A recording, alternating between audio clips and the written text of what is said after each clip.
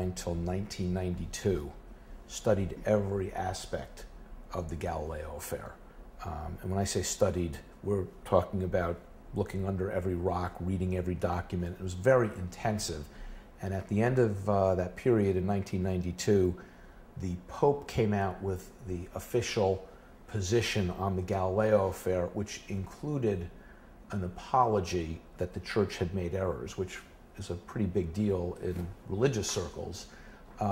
Some people thought it didn't go as far as it should have, because obviously the church was wrong. Obviously they had done things to Galileo, clearly his imprisonment and how he was treated by the Inquisition. There were admissions that things were not handled properly, and at the same time Galileo had his own share of problems. But the Pope basically issued, under the aegis of a Cardinal Paul Poupard, who was the head of the Galileo Commission, and probably the ultimate experience for me as we started looking at going to the Vatican was to find myself in a meeting with none other than Cardinal Poupard inviting us to come perform Stargazer at the Vatican. It's science fiction, isn't it, in a way? I mean, when you think about how this started and where it has gone to, and it's not over yet. What did Cardinal Poupard say about science and religion? It's very interesting. It's hard. You really have to step back and open your mind. And in fact, that's part of what this process is. The hardest thing in the world, yet the easiest thing in the world, is to change your own mind. So if you can learn to look at things differently, but I think where we've gotten into so much trouble, historically speaking, over the last literally 400 years, is that people are not willing to listen completely or understand what's being said. My take on what the church's position, and now having studied this thing in perhaps an unrigorous, unscholarly manner, but in my own way, is that this isn't a confrontation between science and religion.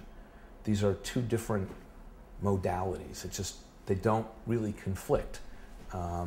And that's very hard for people to understand.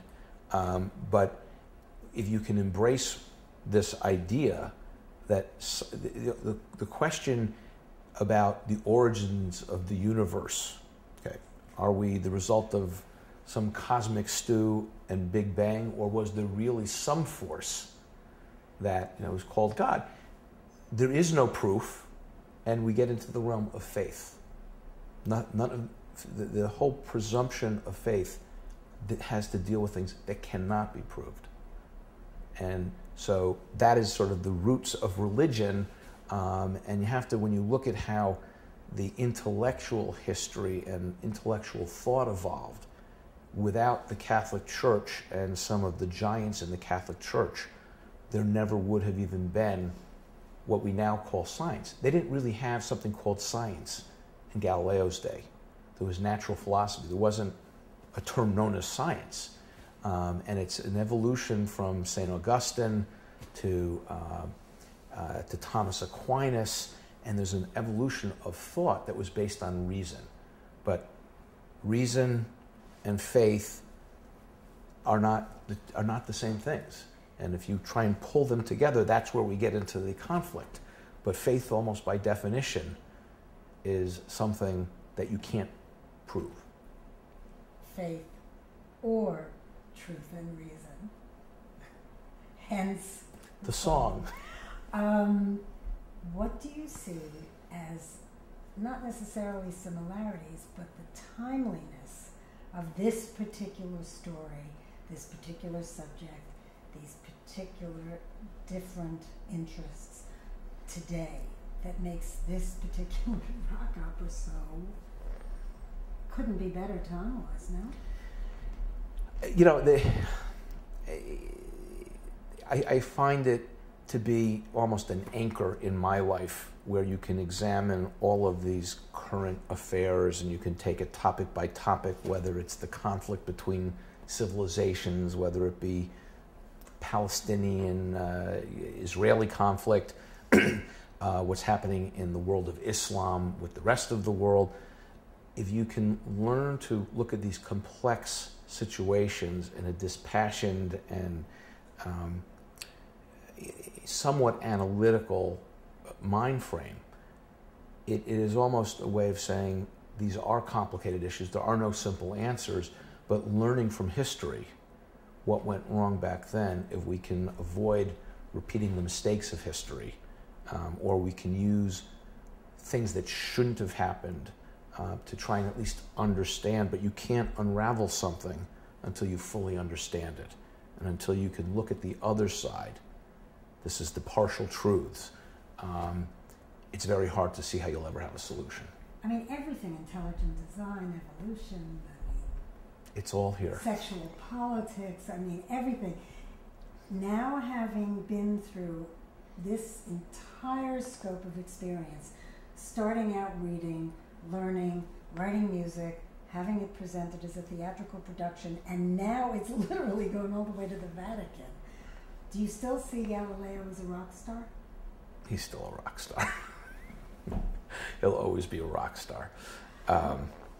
That's a good note to end it on, don't you think? I mean, I wanted to go through every single song with you, but I don't know if we need to do that now. What do you think? Do you want to go through each one? I mean, is there more you want to say about this? I have time. It's totally your time. How you doing? Are you okay on time? You have to Save the World, which I actually gave to Bono. That is an incredibly timely song, but you wrote it about a different time. Yeah, it's interesting. It is incredibly timely now. It was not written with the timeliness in mind. It was really about what was going on. We're looking at a period of intense destabilization in Europe, which was this, basically one of the great centers of civilization. We're in the midst of the 30 Years' War. We have the plague, which is ravaging Europe. There's death and destruction at every turn. You're looking at the beginning of the Renaissance. You're looking at all kinds of political, economic, cultural, and religious forces coming into play all at once. And the idea of Save the World it's really a song sung by Pope Urban, who realizes the world is coming unglued, and that it was the role of the church to try and hold it all together, that was the line, hold it all together now, we've got to be the glue. Given the fact that the church is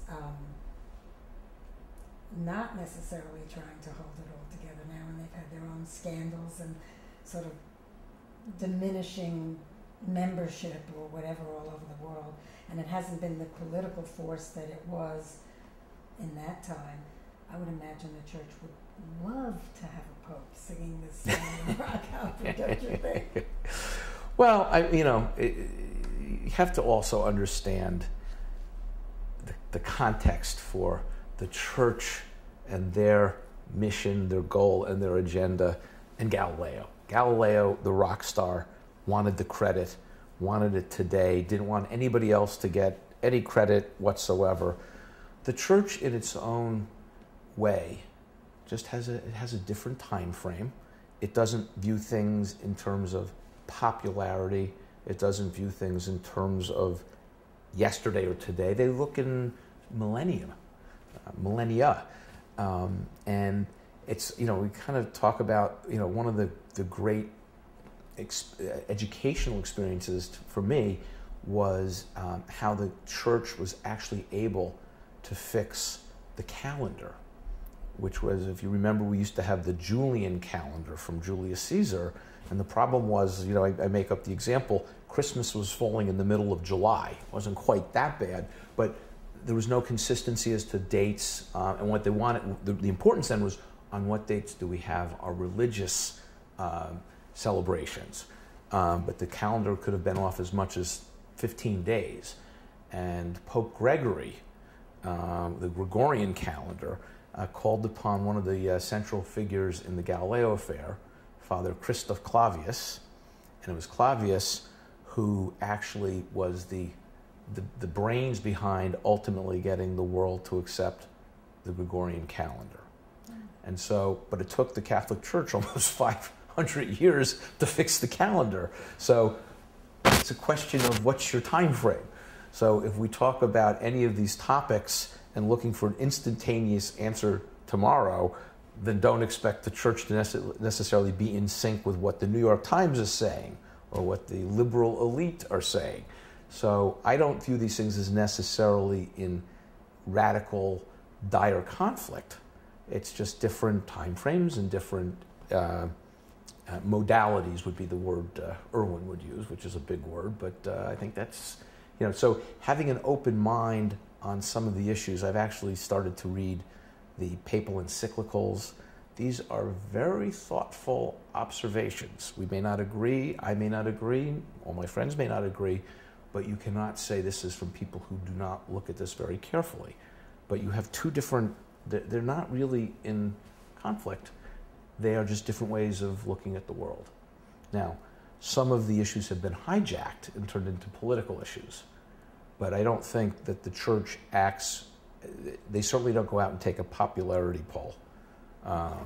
They do what is consistent with the teachings, and church has been around for thousands of years, and I expect will be around for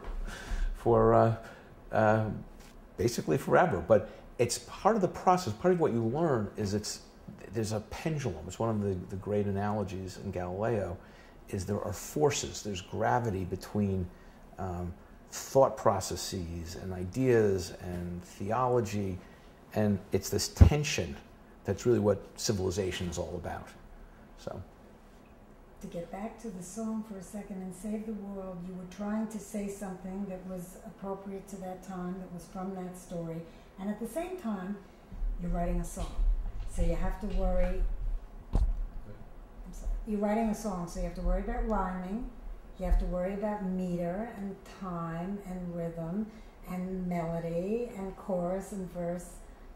Was that hard to do, or did it come together easily?